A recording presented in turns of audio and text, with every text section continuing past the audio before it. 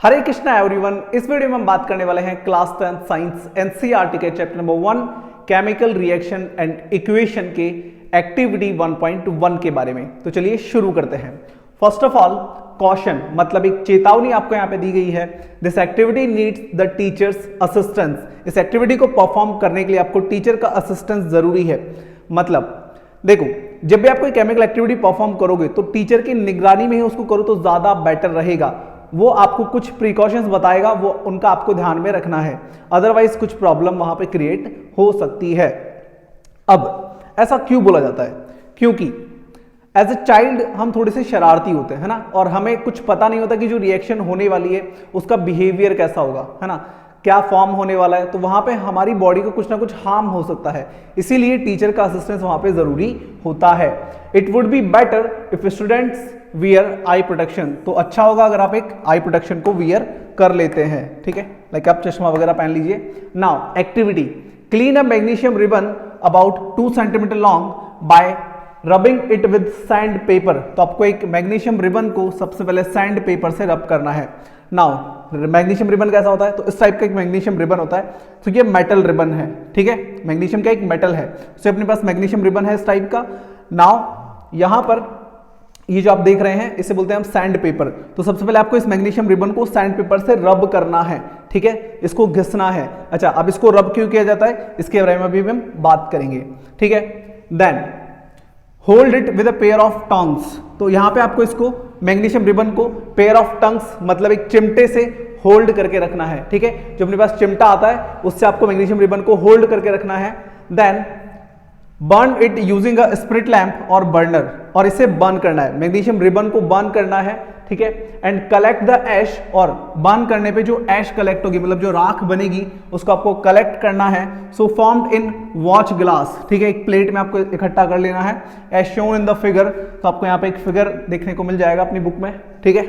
सो ये अपने पास बर्नर है, यहां पर हम पेयर ऑफ टंग्स की हेल्प से मैग्नीशियम रिबन को होल्ड कर रखा है हमने। जब हम इसको बर्न करेंगे तो यहाँ पे एक ऐश प्रोड्यूस होगी, ठीक है। जब मैग्नीशियम रिबन को बर्न करोगे तो राख बनेगी, ठीक है, ऐश प्रोड्यूस होगी। उस ऐश को आपको यहाँ पे वॉच ग्लास में इकट्ठा कर लेना है।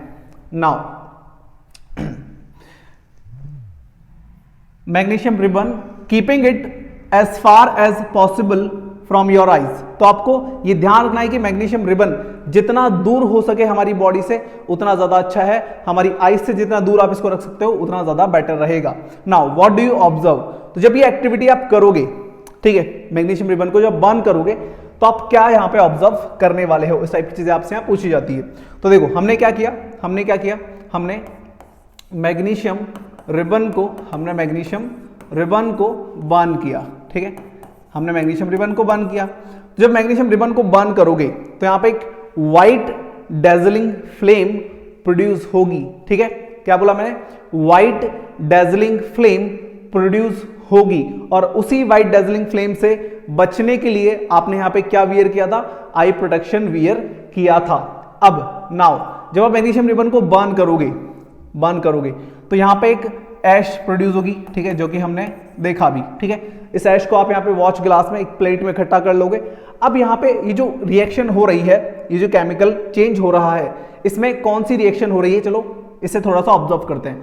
सो मैग्नीशियम रिबन अपन ने क्या किया? मैग्नीशियम लिया है, ठीक है। जब भी किसी चीज को बर्न करते हो तो बर्न करने के लिए ऑक्सीजन का प्रेजेंस जरूरी होता है। ऑक्सीजन चाहिए, ठीक है। ऑक्सीजन यहाँ पे हम ऐड कर देंगे इसमें। नाउ जैसे आप इसको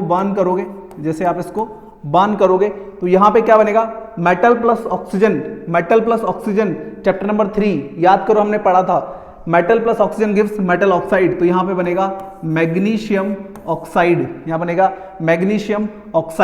अब नाउ देखो, तो जैसे हम मैग्नीशियम रिबन को बर्न करेंगे तो यहां पर बनेगा मैग्नीशियम ऑक्साइड। तो ये जो ऐश बना है, ये जो ऐश यहां पे इस वॉच ग्लास में आपको दिख रहा है, ठीक है, ये जो ऐश बना है ये क्या है? ये मैग्नीशियम ऑक्साइड है, और इसका कलर कैसा होगा? इसका कलर होगा व्हाइट, ठीक है। ये व्हाइट ऐश यहां पे आपको देखने को मिलेगी, क्लियर है।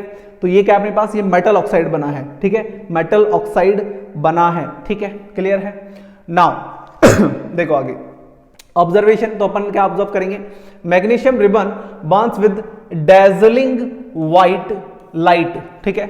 सो मैंने अभी बोला था कि जो मैग्नीशियम रिबन है वो व्हाइट डेजलिंग फ्लेम के साथ बर्न होता है। सो ये हमारा ऑब्जर्वेशन है यहाँ पे, and changes into a white powder, और यहाँ पे क्या बन जाएगा, एक अपने पास व्हाइट कलर का ऐश या व्हाइट पाउडर यहाँ पे बन जाएगा। The white powder is magnesium oxide. ये क्या है, ये मैग्नीशियम ऑक्साइड है, ठीक है। अब यहाँ पे जो रिएक्शन हमने लिखी है, ये रिएक्शन आपसे एग्जाम में पूछी जा सकती है, ठीक है। एक्टिविटी के बारे में थोड़ी बहुत बातें बता देगा और आपसे बोलेगा कि यहाँ पर इस एक्टिविटी में जो रिएक्शन हो रही है उसे राइट डाउन करो। अभी देखो, ये जो एक्टिविटी है, सॉरी, ये जो रिएक्शन हमने लिखी है इसको यहाँ पे बैलेंस करना जरूरी है, ठीक है। सो बैलेंसिंग के लिए हम यहाँ क्या करेंगे, अगर मैं इधर 2 लगाता हूं तो 2 ऑक्सीजन इधर हो गए, 2 ऑक्सीजन यहाँ पे थे, बट अभी मैग्नीशियम 2 हो गया, सो हम यहाँ पे 2 लगा देंगे। सो नाउ ये हमारी जो रिएक्शन है वो बैलेंस फॉर्म में आ चुकी है, ठीक है। यहाँ पे हम बैलेंस क्यों करते हैं, law of conservation of mass को बैलेंस में रखने के लिए, ठीक है। Law of conservation of mass को यहाँ पर फॉलो कराने के लिए हम यहाँ पे क्या करते हैं, एक इक्वेशन को बैलेंस में लाते हैं। नाउ कंक्लूजन, तो कंक्लूजन क्या है यहाँ पे, it is clear that magnesium burn and changes into a new substance. तो यहाँ पे मैग्नीशियम क्या हो गया, बर्न हो गया और एक नया सब्सटेंस बन गया for a new state which is a magnesium oxide. जो क्या है, एक मैग्नीशियम ऑक्साइड अपने पास बना है। MgO is formed by the reaction of magnesium with oxygen present in the air. तो यहाँ पर मैग्नीशियम जो एयर में ऑक्सीजन प्रेजेंट था उससे रिएक्शन करके क्या बन गया, मैग्नीशियम ऑक्साइड में कन्वर्ट हो गया है। नाउ तो मैंने भी आपसे बोला था सबसे पहले जो मैग्नीशियम रिबन अपन ने देखा उसको हम सैंड पेपर से क्लीन कर रहे थे, ठीक है। यहाँ पे अपन ने क्या बोला था, ये जो मैग्नीशियम रिबन है सबसे पहले इसको सैंड पेपर से थोड़ी देर रब करना है, ठीक है। सो यहाँ पर ऐसा क्यों किया जाता है, तो अपने पास क्वेश्चन है why magnesium ribbon is clean before burning. तो इसको बर्न करने से पहले हम यहाँ पर इसको रब क्यों करते हैं, मैग्नीशियम रिबन को बर्न करने से पहले उसको रब क्यों करते हैं, क्योंकि मैग्नीशियम रिबन जो है एनवायरनमेंट में जो ऑक्सीजन है वो उसके ऊपर जाके अटैच हो जाता है, मतलब वहां पर एक ऑक्साइड की लेयर जम जाती है और उस लेयर को हटाने के लिए हम वहां पर उसे रब करते हैं। When magnesium ribbon remains in the air, तो जब मैग्नीशियम रिबन को एयर में रख दोगे तो कुछ टाइम के बाद में it gets covered with a layer of magnesium oxide. तो उसके ऊपर एक मैग्नीशियम ऑक्साइड की लेयर जम जाती है और इसी लेयर को हटाने के लिए, so this layer should be removed, इसी लेयर को हटाने के लिए हम यहाँ पे इसको क्या करते हैं, पहले थोड़ा सा रब करते हैं, क्लीन करते हैं बिफोर बर्निंग। क्लियर है। अब आपसे यहाँ पे क्या क्या चीजें पूछी जा सकती है। सबसे पहली चीज यहाँ पे इसका कलर पूछा जा सकता है, ठीक है। मान लो एक ऑब्जेक्ट है एक्स, ठीक है, उसको आपने बर्न किया, ठीक है। बर्न करने पे एक व्हाइट ऐश यहाँ पे बन रहा है, व्हाइट ऐश यहाँ पे बन रहा है। तो मुझे बताओ ये जो एक्स है ये क्या है, तो फिर मैं याद करूंगा कि यार एक्टिविटी 1.1 थी, उसमें मुझे ये बोला गया था कि जो व्हाइट ऐश बनता है वो होता है मैग्नीशियम ऑक्साइड, ठीक है। तो ऑक्सीजन तो यहाँ पे है, इसका मतलब ये जो अपने पास एलिमेंट है ये क्या हो गया, ये मैग्नीशियम हो गया, ठीक है।